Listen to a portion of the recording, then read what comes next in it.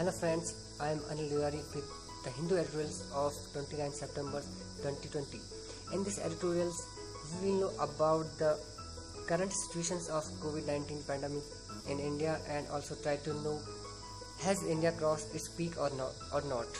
Actually, this editorial is very imperative to the civil service aspirant and other persons who are interested to know that how far this pandemic will remain in India. If you want to watch my previous video, please go to YouTube and search The Hindu Observer by Anil Diwari. So let's start without any delay. Imperative after India's September's virus peak. Actually यहाँ पे एक word आ रहा है imperative means होता है most important and necessary. अब कुछ data ये कहते हैं कि इंडिया जो कोविड-19 पैंडमिक जो कोविड-19 महामारी जो चल रही है पूरे वर्ल्ड में, इंडिया अपने इसका पीक क्रॉस कर चुका है, मतलब पीक पे पहुंच चुका है इसको लेकर. तो ये कह रहा है कि इंडिया द्वारा पीक क्रॉस करने के बाद आखिर किन चीज़ों पर हमें इसके बाद ध्यान देना पड़ेगा, क्या चीज़ें ज़रूरी होगी हमें, इसके बारे में ये आर्टिकल हम इस आर्टिकल में इसकी डीप पढ़ेंगे. After having peak in the middle of this month, COVID-19 infections could continue till March before turning endemic. Actually एक वर्ड यहाँ पे और आ रखा है एंडेमिक और पैंडेमिक. एक्चुअली पैंडेमिक होता है महामारी. तो इंडिया इस महीने की जो सितंबर चल रहा है इस महीने की मिड तक अपना ऐसा अनुमान लगाया जा रहा है कि इंडिया अपना पीक क्रॉस कर चुका है. तो इसके बाद ये एंडेमिक बनने में ये लगभग अगले 6 महीने और लगाएगा, यानी कि अगले साल मार्च तक ही एक एंडेमिक अंतिम फेज तक पहुंच जाएगी. मतलब so this article is written by T. Jacob John and M.S. Seshadri. Who are these persons? We will know about these guys to the end of this article. India's COVID-19 pandemic curve appears to have peaked during the middle 2 weeks in September 2020, followed by a downturn since then. If we work backwards for 4 weeks from September 26, 2020, let the numbers tell the story. Actually, इस सितंबर 2020 के ऐसा अनुमान लगाया जा रहा है कि सितंबर 2020 के जो 15 सितंबर के बीच इंडिया कोविड-19 को लेकर अपना पीक क्रॉस कर चुका है. पीक मीन्स चोटी, टॉप. इनकी इंडिया में सबसे ज़्यादा जो केस, ऐसा अनुमान लगाया जा रहा है कि इंडिया में अब तक जो केस सबसे ज़्यादा जो आने वाले थे वो आ चुके हैं लगभग सितंबर 15 के आसपास. अब हम अगर इसके 26 सितंबर 2020 से पहले के 4 सप्ताह पहले का रिकॉर्ड देखें तो हमें कई डेटा यहाँ से मिलते हैं. तो देखते हैं इसमें क्या है. What the data reveal. अब रिवील एक वर्ड आ रहा है. रिवील मीन्स होता है प्रदर्शित करना, किसी को शो कराना, दर्शाना. अब ये डेटा क्या बताते हैं. The weekly totals of reported new infections in those middle 2 weeks, namely September 5 to 11 and September 12 to 18 were 637,136 and 648,096 cases respectively. Actually report हमें ये पता चला है कि 5 सितंबर से 11 सितंबर कि उस एक वीक में लगभग 6,37,136 केस आए, जबकि सितंबर 12 से सितंबर 18 के बीच 6,48,096 केसेस आए. द वीक बिफोर एक वर्ड और के यहाँ रिस्पेक्टिवली होता है क्रमानुसार, एक के बाद एक. The week before the peak August 29 to September 4 the total was 558,999 and the week after the peak September 19 to 25 the numbers was 596,096 cases. अगर हम 5 सितंबर से एक वीक पहले देखें, यानी कि 29 सितंबर से 4 सितंबर के बीच जो केस आए वो आए थे 5,58,999 तथा 19 सितंबर से 25 के बीच अगर हम उस एक वीक में केस की संख्या देखें तो उस टाइम पे 5,96,096 केस आए. तो ये डेटा हमें ये दर्शा रहा है कि सबसे ज़्यादा जो केस आए थे सितंबर 5 से सितंबर 18 के बीच आए थे उन 2 वीक में, लगभग 12,85,000 के आसपास। तो इन 2 सप्ताह को यानी कि 5 सितंबर से 18 सितंबर के बीच के जो टाइम पीरियड को इंडिया का पीक माना जा रहा है। During the two peak weeks the weekly average of watch average was 642,616 cases, and in the 2 flanking weeks the average was 57757 cases। अगर हम जो पीक वीक थे मतलब 5 सितंबर से 18 सितंबर के बीच केसों जितने भी केस आए उनका अगर हम एवरेज देखें, मतलब 2 से अगर डिवाइड करें टोटल को, तो एवरेज जो केस आए थे उसमें वो आए थे 6,42,616 केसेस। जबकि एक वर्ड है फ्लैंकिंग से होता है सेपरेट, अलग। तो जब हम अलग सप्ताह जैसे ये सही कह रहा है कि 29 सितंबर से हम 29 अक्टूबर से 5 सितंबर के बीच के केस और 18 सितंबर से 26 सितंबर के बीच के केस, जो केस आए इन 2 सप्ताहों में उनका टोटल करके हम अगर 2 से डिवाइड करेंगे तो एवरेज जो केस आए थे उन 2 सप्ताह में वो आए थे 5,77,547 केसेस। तो यहाँ पर साफ पता चल रहा है कि 5 सितंबर से 18 सितंबर में ज़्यादा केस आए बजाय कि 5 सितंबर से 1 वीक पहले और 18 सितंबर से 1 वीक 18 से 26 के बीच। The main daily number is the pre-peak week where 79,857 on no date numbers reached 90,000. During the 2 peak weeks the mean daily number was 91,801 on 12 days the number has exceeded 90,000। यहाँ पे हमें ये दिख रहा है कि जो प्री पीक जब इंडिया अपने पीक पर नहीं पहुंचा था तो जो हर दिन जो केस आ रहे थे वो आ रहे थे 79,857 केस, और किसी भी दिन 90,000 केस नहीं आए, मतलब 90,000 से कम केस आए। लेकिन अगर हम 2 पीक वीक को देखें, अगर 5 सितंबर से 18 सितंबर के बीच अगर हम केसों को देखें तो जो एवरेज केस जो आए वो एवरेज देखा जाए तो 91,801 थे, और उन 2 सप्ताह में लगभग 12 दिन जो केस आए वो पर डे जो केस 12 दिन ऐसे थे जिनमें हर दिन 90,000 से ज़्यादा केस आ रहे थे। तो जो in the post peak week the main daily numbers was 85,156 only on the first day of that week did the days number cross 90,000। Post peak week means post से बाद में जो पीक क्रॉस करने के बाद, यानी कि ये बात कर रहे हैं 18 सितंबर के बाद के पीरियड को। यानी कि अगर हम देखें 18 सितंबर से बाद के अगर टाइम हम देखें तो जो डेली जो केसेस आ रहे थे एवरेज वो आ रहे थे 85,156 केस, और सिर्फ पहले सप्ताह के एक दिन सिर्फ 90,000 केस आए, सिर्फ एक दिन। उसके बाद डेली जो केस आ रहे हैं वो 90,000 से कम आ रहे हैं। As the numbers of documented infections are determined partially by the daily volume of tests which had declined during the last several days, there can't be too much reliance on these numbers alone। अब हम जो ये कितने case आए per day कितने case आ रहे हैं, ये हम जो डेटा वो ले रहे हैं वो सिर्फ हम डेली कितने टेस्ट हो रहे हैं उसके आधार पर हम बता रहे हैं। डेली टेस्ट वॉल्यूम कितने टेस्ट बढ़ाई जा रही है, अगर ज़्यादा टेस्टिंग बढ़ा रहे हैं तो केस, जिस दिन टेस्टिंग ज़्यादा बढ़ा रहे हैं उस दिन केस ज़्यादा आ रहे हैं, जिस दिन टेस्टिंग कम कर रहे हैं उस दिन केस कम आ रहे हैं। इसका मतलब ये सब टेस्टिंग की नंबर्स पर डिपेंड कर रहा है। तो हम कम्प्लीटली इन नंबर पर सिर्फ इन नंबर पर ही हम बिलीव नहीं कर सकते हैं। हमें और कुछ we need additional supportive evidence, हमें कुछ और डेटा चाहिए होगा कि जो इस एविडेंस को जो इस बात का प्रमाण देता है कि वास्तव में इंडिया अपना पीक क्रॉस कर चुका है कोविड-19 पैंडेमिक को लेकर। Lab test, herd immunity. अब लैब टेस्ट में से लैब में जो टेस्ट और जो हर्ड एक वर्ड है हर्ड इम्यूनिटी।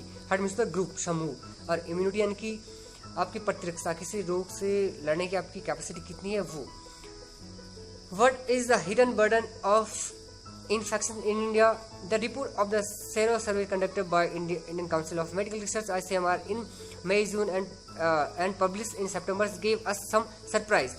अब सवाल ये है कि अगर इंडिया में तो केस अगर आ रहे हैं तो ये कैसे, मतलब कैसे आ रहे हैं केस, मतलब इनके पीछे मतलब क्या चीज़, क्या कुछ ऐसी कुछ क्या, और इसके और क्या कारण हो सकते हैं कि केस इतने कैसे बढ़ रहे हैं मतलब। तो एक रिपोर्ट जो ICMR जो Indian council of medical research है, इसने एक रिपोर्ट तैयार करी थी जो कि सितंबर में पब्लिश हुई थी। इसने हमें कुछ चौंकाने वाले डेटा बताए। कुछ It showed that number of infections detected by reverse transcriptions polymerase chain reaction or RT-PCR testing was a small fraction of the total burdens in community and remains undetected. For every laboratory diagnosed infections, there were 80 to 100 undocumented infections in the country. अब जो एक RT-PCR एक जैसे हम testing कोविड-19 को test करने के लिए एक टेस्टिंग वो है, एक तकनीक है। हालांकि ये जो सार्स वायरस आया था उस टाइम पे ही तैयार करी थी। इससे क्या, इसका जो फुल फॉर्म होता है वो होता है reverse transcription polymerase chain reactions. RT-PCR से ही हम टेस्टिंग करते हैं। RT-PCR के आधार पर हम ये पता कर सकते हैं कि ये आदमी कोरोना पॉजिटिव है या कोरोना नेगेटिव है, ये कोरोना से संक्रमित है या नहीं है।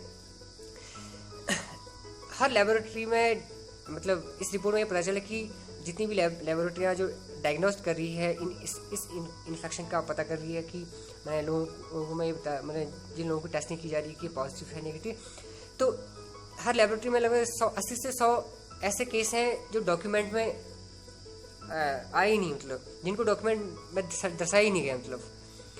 सो as of September 26 when we analyzed the numbers, the cumulative total of laboratory proven burden of infection for India was 599,051, a mere 9,419 short of 6 million.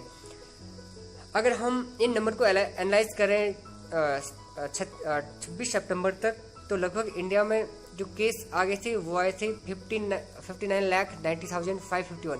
सिर्फ 60 लाख में 9,419 केस कम है, मतलब we can say 60 lakh case आए थे इंडिया में 26 सितंबर तक। Using the corrections factor of 80-100 proposed by ICMR, India's total burden of infection was between 480 million and 600 million।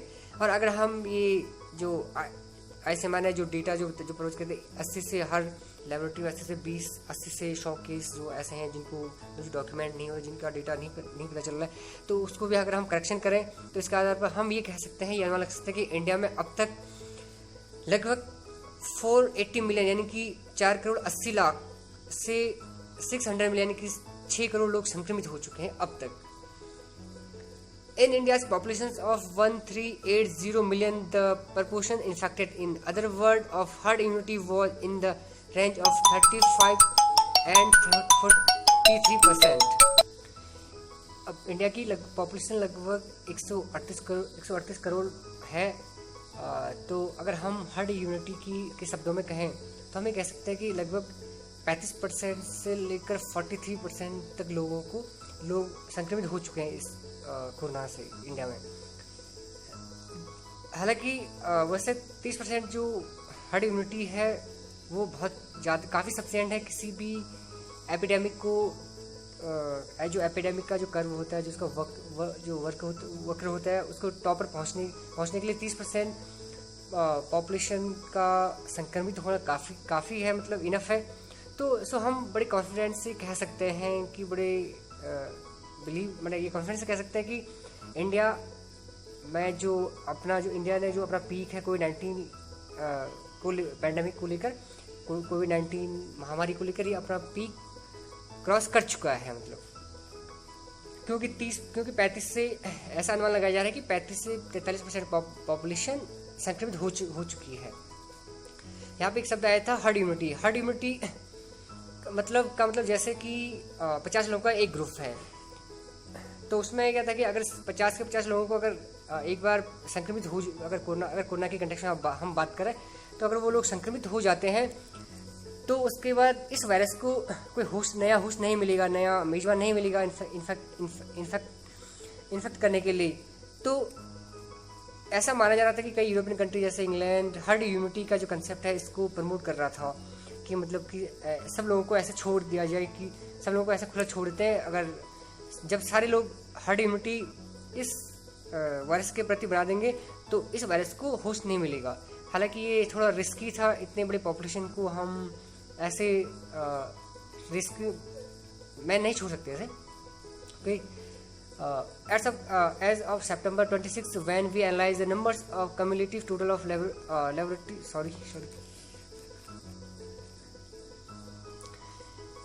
in an endemics of directly human to human transmitted microbes graphically represented by the more or less symmetric bell-shaped epidemic curve, about equal numbers of people will be infected before the peak and after the peak, that's during the epidemic phase. Actually जो इस तरह के जो pandemic होते हैं, जो human to human transmit होते हैं, तो जो इनके जो माइक्रोब्स, जो इनके जो सूक्ष्म जीव, जो बैक्टीरिया होते हैं, वो ह्यूमन टू मानव से मानव में ये ट्रांसमिट हो रहा है। तो इस तरह के उसमें जो ग्राफ इसका जो ग्राफ दिखाता है, इस टाइप के जो एपिडेमिक जो ग्राफ बनते हैं, जो कर्व बनते हैं, वो बेल शेप होते हैं। बेल शेप मीन्स जो मंदिर के घंटी के साइज का, जैसे इस तरह का।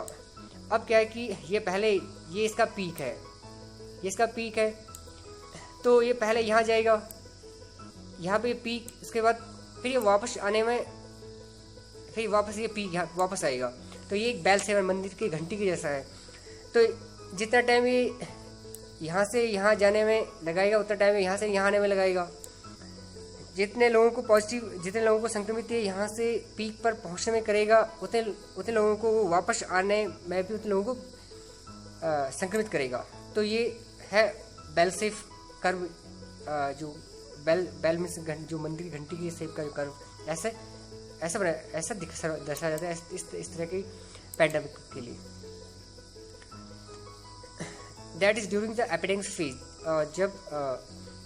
तो अभी जो हमारी जो प्रेजेंट टाइम पे जो टाइम चल रहा है, जो पीरियड चल रहा है हम इंडिया में, वो हम कह सकते हैं कि एपिडेमिक फेज से गुजर रहे हैं। मतलब for the pandemics influenza of 2009 which has about the same degree of infection, जो 2009 में इन्फ्लुएंजा वायरस का भी काफ़ी बड़ा प्रकोप रहा है पूरे वर्ल्ड में।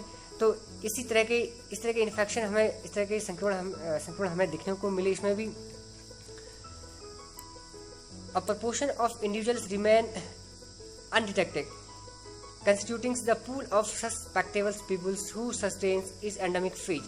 इसमें भी क्या हुआ थी, कई लोग अनडिटेक्टेड है, मैंने कई लोगों को ट्रेस नहीं किया गया। मतलब वो लोग संक्रमित तो थे इन्फ्लुएंजा से, लेकिन उन लोगों को ट्रेस नहीं कर पाए।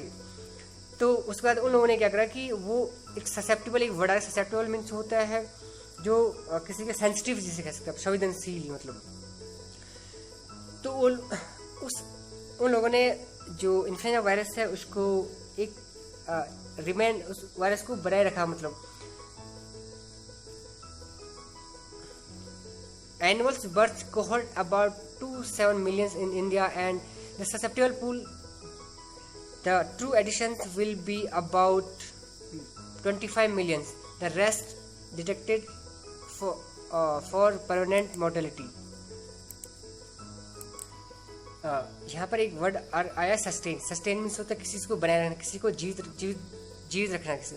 तो जो ससेप्टेबल लोग थे, जो इन लोगों को ट्रेस नहीं किया गया, जब इन्फ्लुएंजा 2009 में उसका भी इन्फेक्शन हुआ था, तो इन लोगों ने इस वायरस को मतलब जीवित बनाए रखने में काफ़ी बड़ा रोल प्ले करा। मतलब हालांकि इंडिया में क्या है कि जो एनुअल जो बर्थ रेट है, जो लोग बच्चे जन्म लेते हैं, वो लगभग 27 मिलियन माने जाते हैं। कि मतलब एक साल में लगभग 2,70,00,000 बच्चे जन्म लेते हैं एक साल में, जो कि ससेप्टेबल पूल का काम करेंगे अगर ये पैंडेमिक अगर कंटिन्यू रहा।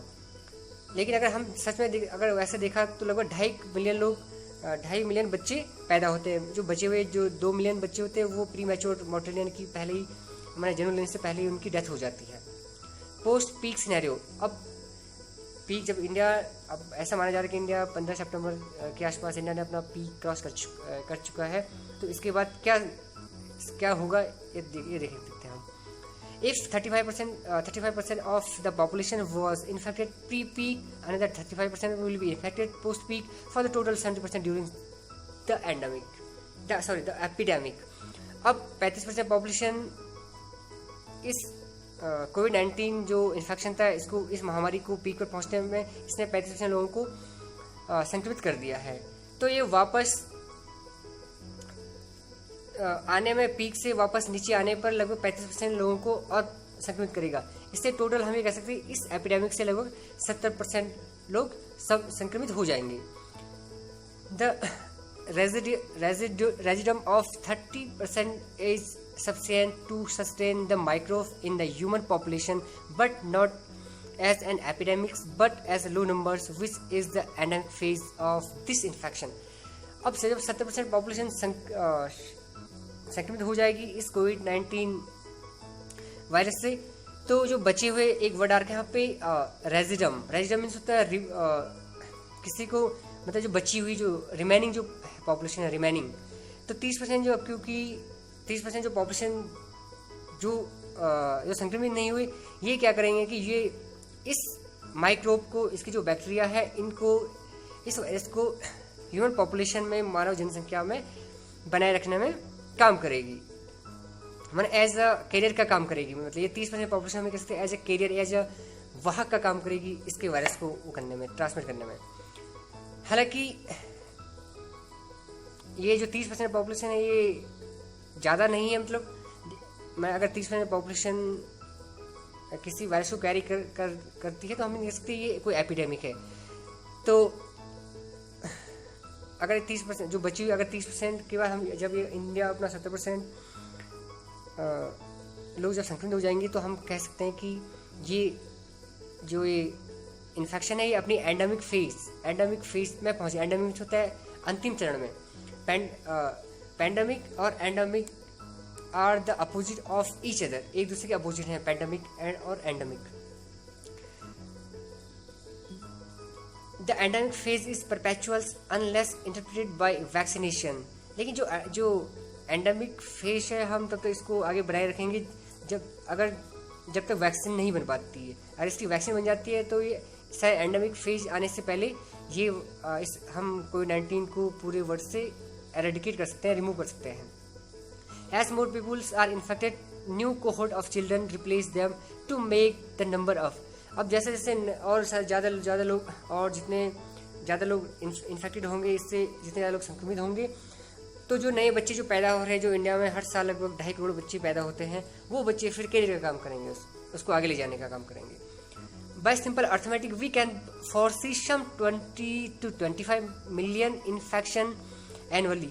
सो हम ये कह सकते हैं कि रफली हम ये कह सकते हैं कि अगर हम गणित तौर पर कहें तो लगभग 2 से 2.5 करोड़ लोग हर साल इससे इन्फेक्टेड होंगे, अगर ये ऐसा चलता रहा, अगर इसकी वैक्सीन नहीं बन पाई। The logic is that input and output have to be balance in an steady state system.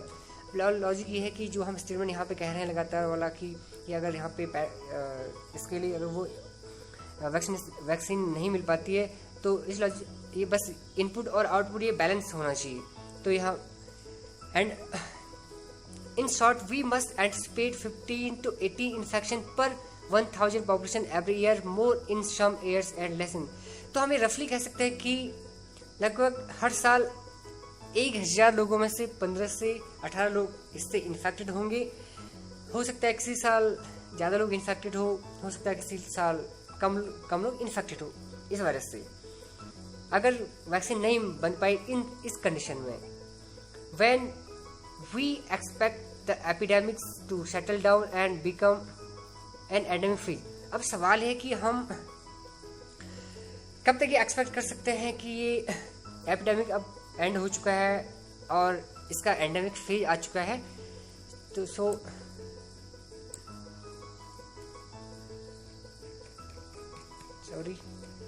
our endemics began in the mid-March and peak after 6 months in mid-September. अगर हम इंडिया के कंटेक्स्ट में बात करें तो ये इंडिया में जो एपिडेमिक जो महामारी आई थी कोविड-19, ये लगभग मार्च 15 के आसपास इस इंडिया में केस आने शुरू हो गए थे और ये अपने 15 सितंबर तक ये अपने पीक पर पहुंच चुका है। मतलब पिछले 6 महीने मैंने इस वायरस को, इस इन्फेक्शन को इसके पीक पर पहुंचने में लगभग 6 महीने लग गए हैं।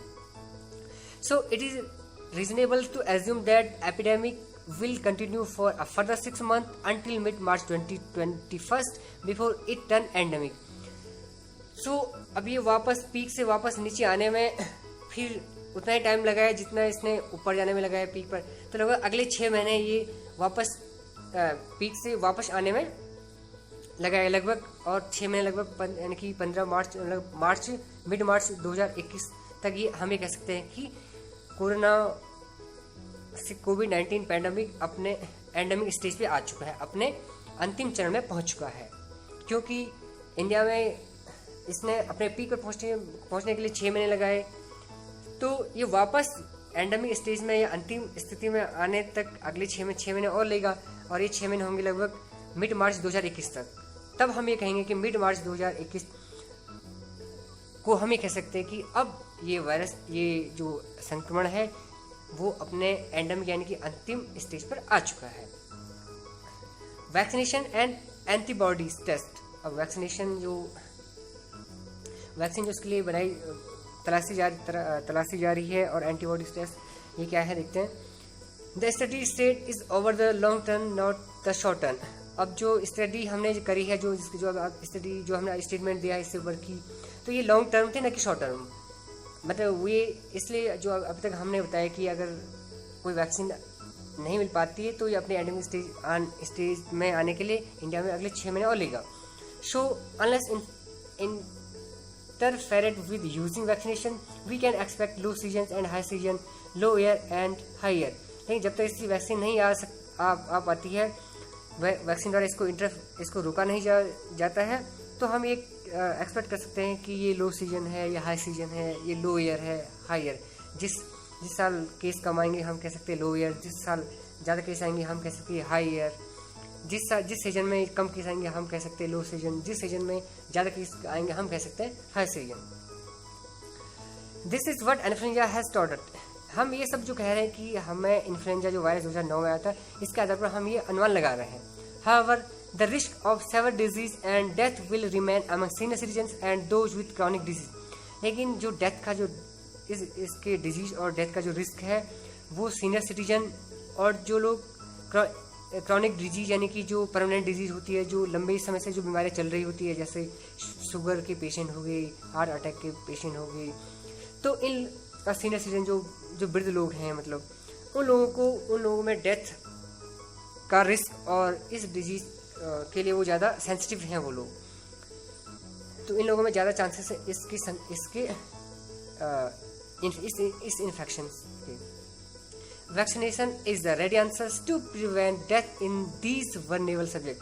सो अगर हम इन जो वनरेबल सब्जेक्ट हैं, जो वनरेबल जो लोग जिनके भी ज़्यादा जो सेंसिटिव हैं, जिन पर इसके संक्रमण के ज़्यादा होने के चांसेस हैं, उन लोगों को बचाने का और इस इन्फेक्शन से उन लोगों को बचाने का सिर्फ एक तरीका है, अब वह है वैक्सीनेशन।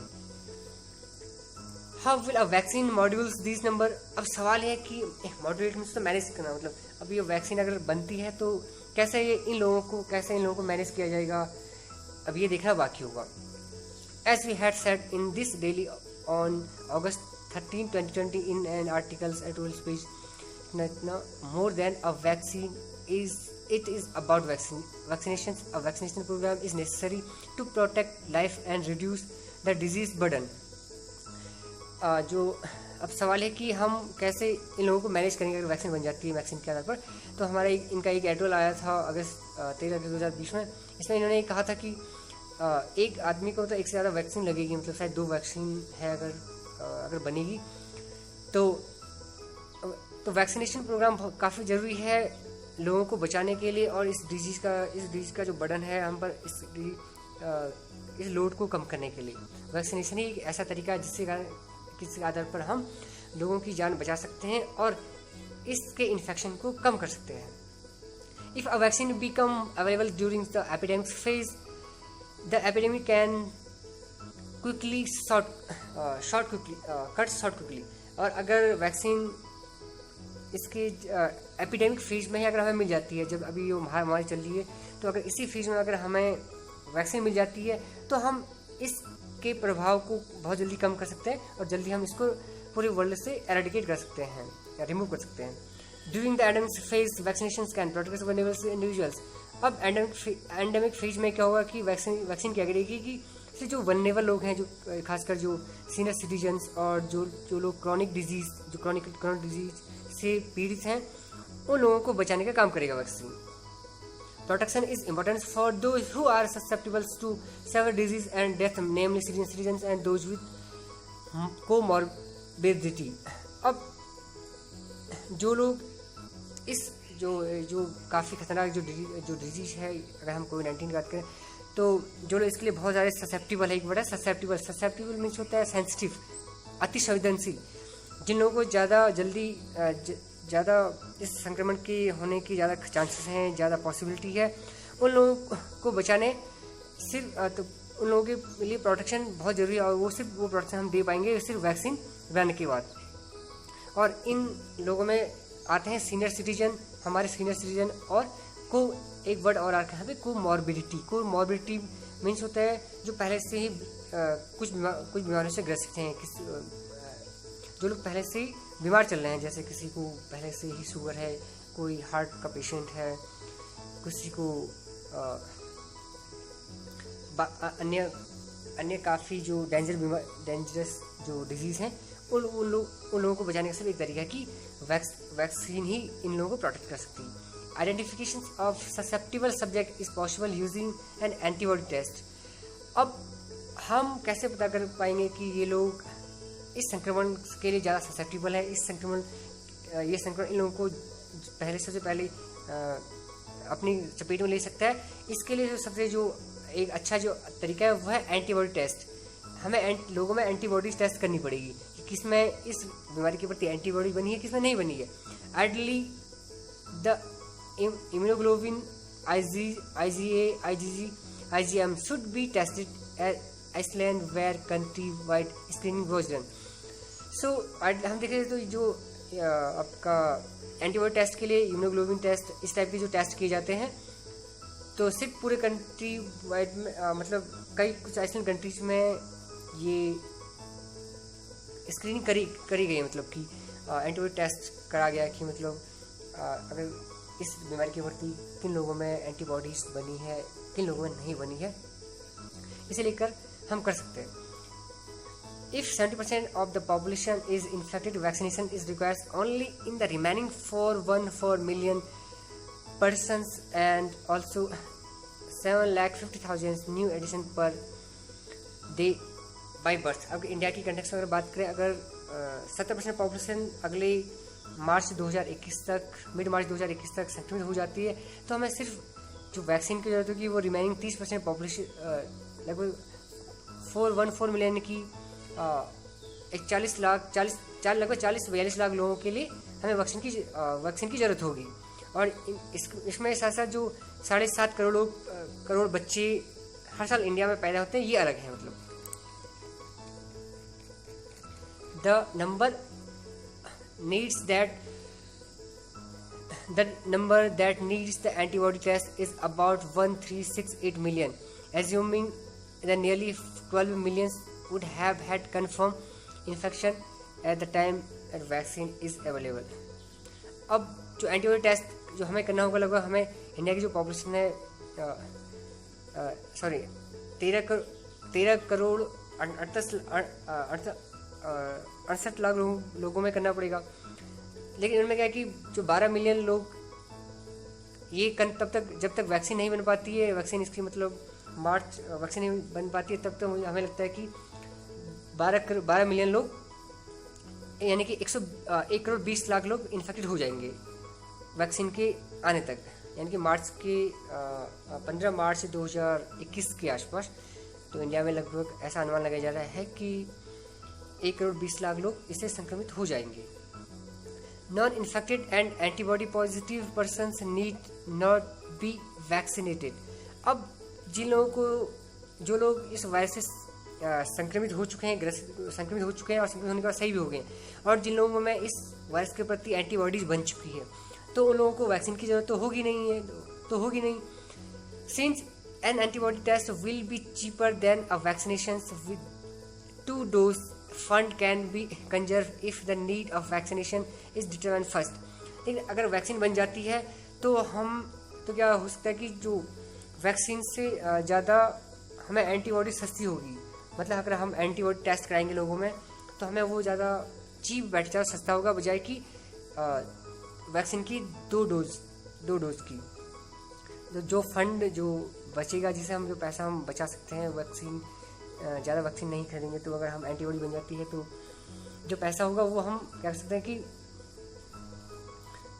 तो इससे हमारा काफ़ी पैसा कंजर्व हो जाएगा, काफ़ी पैसा हमारा बच जाएगा। The government should create facilities for large scale antibody testing with indigenous production of test reagent। तो हमारी सरकार से भारत सरकार को क्या करना चाहिए कि इस तरह की फैसिलिटीज़ टेस्टिंग के लिए फैसिलिटीज जनरेट करनी चाहिए कि मतलब एंटीबॉडीज, सारे लोगों के एंटीबॉडीज टेस्ट कराया जाए, किन लोगों में इस वायरस के प्रति एंटीबॉडीज बनी है, किन लोगों में नहीं बनी है। और साथ साथ इसको क्या साथ इंडिया में कह सकता है कि जो स्वदेशी अपने ही जो टेस्ट रेजेंट होते हैं, जो टेस्ट अभिकारक होते हैं, जो एंटीबॉडीज टेस्ट के लिए जरूरी होते हैं, उनको भी इंडिया में ही प्रोड्यूस कर सकती है, उनका प्रोडक्शन इंडिया में ही कर सकती है। These step large scale total antibody testing and vaccine delivery for those who are antibody negative will entail expense that must be accommodated in the budgetary allocations for health। अब इस तरह के जो step जो अभी जो बताए कि इंडिया को पहले एंटीबॉडी टेस्ट करनी चाहिए सारे लोगों की, किन लोगों में इस वायरस के प्रति, इस इन्फेक्शन के प्रति एंटीबॉडी बन चुकी है, किन लोगों में नहीं बनी है, जिन लोगों में नहीं बनी है शायद उनको वैक्सीन की जरूरत हो सकती है। सो अगर हम बहुत बड़े पैमाने पर एंटीबॉडी टेस्ट कराएंगे तो हम और वैक्सीन डिलीवरी करेंगे तो हमें सिर्फ क्या होगा कि सिर्फ जिन लोगों में एंटीबॉडी नहीं बन पाई है, सिर्फ उन लोगों को ही वैक्सीन प्रोवाइड करने की ज़रूरत होगी। इससे क्या होगा कि अगर हमारा बहुत सारा जो पैसा है वो बच जाएगा। एंटेलिक बड़ा एंटेल में होता है बचाना, तो बहुत सारा खर्चा हम बचा सकते हैं और वो पैसा हम बाकी अपने जो हेल्थ फैसिलिटी है उसको और अच्छा इन्हांस करने में और इम्प्रूव करने में कर सकते हैं। They can be more than recovered by the liberation of the economy from the constraint। इस तरह की जो स्ट्रेटेजी है ये कोविड-19 एक्चुअली अभी क्या हुआ, कोविड-19 के बाद सर पूरे वर्ल्ड की सारी कंट्रीज की जो इकोनॉमी है वो बिल्कुल डूब चुकी है, जो अर्थव्यवस्था पूरी डूब चुकी है, जिसको वापस रिकवर होने में काफ़ी समय लग सकता है। तो इससे अच्छा अगर हम इस तरह की वो अपनाएंगे तो ये स्ट्रेटेजी ज़्यादा बेहतर होगी और इससे हम अपनी इकोनॉमी को जल्दी ही रिकवर भी कर सकते हैं, जो कि कोविड-19 के कारण डूब चुकी है पूरी तरह से। Using India's stand as at WHO। अब WHO में हम इंडिया की जो स्ट्रेंथ है, क्योंकि इंडिया की पॉपुलेशन बहुत ज़्यादा है, तो इंडिया क्या कर सकता है अब देखते हैं। We also have a unique opportunity to eradicate कोविड-19 altogether if we prepare for the strategy use vaccine globally. अब हमारे पास इंडिया के पास क्या है कि कोविड-19 को पूरे वर्ल्ड से रिमूव करने में, एरेडिकेट एक वर्ड है, eradicate means to completely remove something या समवन, किसी को पूरी तरह से जड़ से मिटा देना, मतलब एरेडिकेट कर देना, जड़ से किसी को हटा देना, उन्मूलन जिसे कह सकते हैं। तो इंडिया के पास एक काफ़ी अच्छी अपॉर्चुनिटी है, एक अच्छा अवसर है कि वो कोविड-19 को पूरे वर्ल्ड से रिमूव करने में एक लीडिंग रोल प्ले कर सकता है। और साथ ही साथ वैक्सीन अगर बनती है तो इसको कैसे पूरे वर्ल्ड के लोगों तक जिन लोगों की ज़रूरत है इसको पहुँचाया जाए, जो ज़रूरतमंद लोग हैं, जो नीडी लोग हैं, उनको कैसे वैक्सीन वो की जाए, इसमें भी इंडिया लीड कर सकता है पूरे वर्ल्ड को। Judging by the speed which phase 3 trials are progressing, we can expect a few vaccine emerging before March 2021।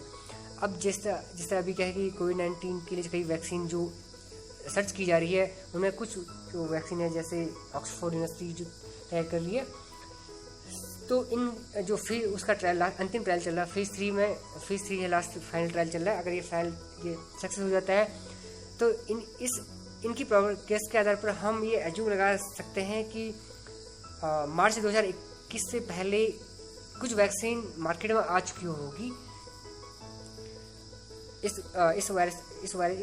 Covid pandemic से लड़ने के लिए। Eradication is a global need for which India can provide leadership with Indian official of influence in the World Health Organization। अब क्या है कि इस virus को, क्योंकि इस वायरस ने पूरे वर्ल्ड में अपना तहलका मचा रखा है, तो इस वायरस को पूरे वर्ल्ड से, इस संक्रमण को, कोविड-19 महामारी को पूरे वर्ल्ड से रिमूव करने के लिए इंडिया पूरे वर्ल्ड को लीड कर सकता है, एक अच्छी लीडरशिप कर सकता है। क्योंकि इंडिया क्या है कि इंडिया का WHO में भी जो ऑफिशियल इन्फ्लुएंस है, जो आधिकारिक जो उसका प्रभाव है, वो काफ़ी अच्छा है। It must be noted that the chair of world health assembly and the chief scientist of both Indians.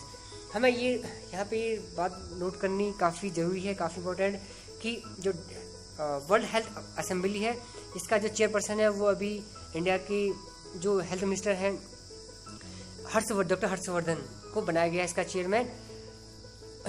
और हमें ये भी याद रखना पड़ेगा कि वहाँ पे जो चीफ साइंटिस्ट है मिस सौम्या स्वामीनाथन, जो मिस सौम्या स्वामीनाथन है, ये एक इंडियन पीडियाट्रिशियन है। पीडियाट्रिशियन होता है जो बच्चों के डॉक्टर होते हैं, उनको बोलते हैं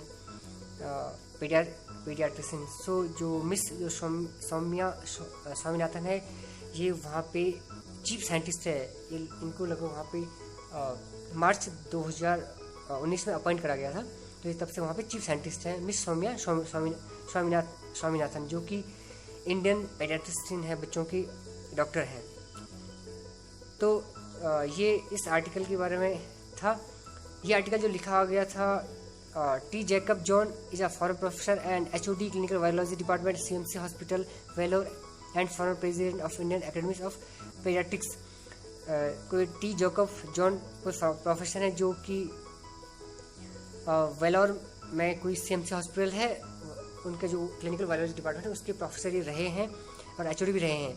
और जो दूसरे इनके साथ जो को राइटर हैं वो हैं MS Sahajdari is a foreign professor and HOD clinical endocrinology department CMC hospital Vellore is in Tamil Nadu. Vellore में CMC हॉस्पिटल का जो एंडोक्राइनोलॉजी डिपार्टमेंट है उसके HOD और ये रहे हैं।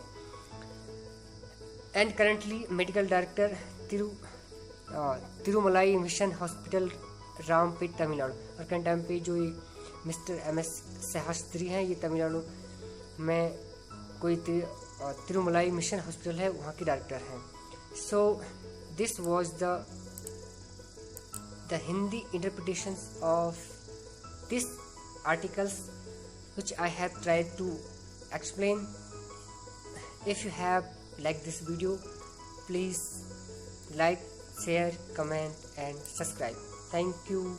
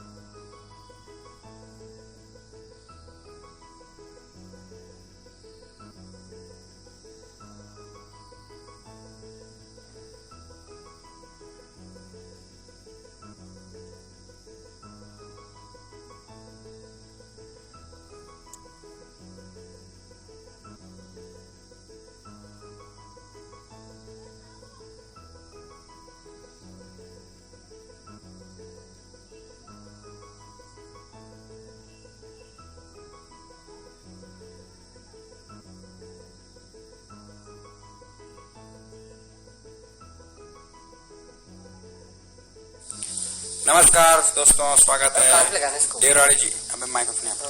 Hello hello hello hello Devradi ji, hello. हाँ जी,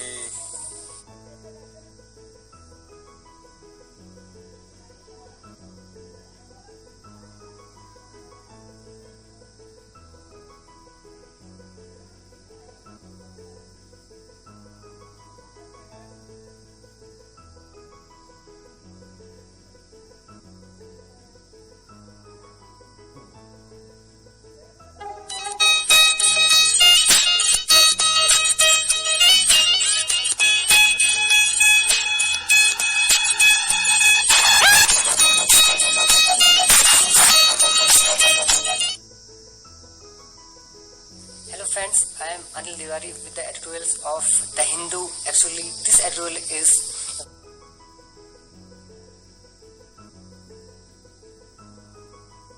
very important.